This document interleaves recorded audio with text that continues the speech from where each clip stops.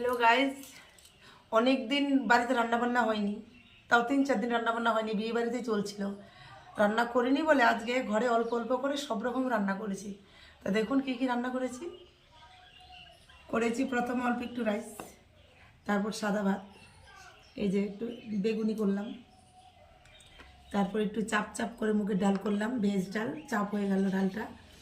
এখানে আছে পটল চিংড়ি, যে পটল চিংড়ি মাছ আছে, আর একটু ব্রয়লার মাংস নিয়ে এসেছি, একটু বড় মানে পিসগুলো একটু বড় বড়ই করেছি ব্রয়লার মাংস।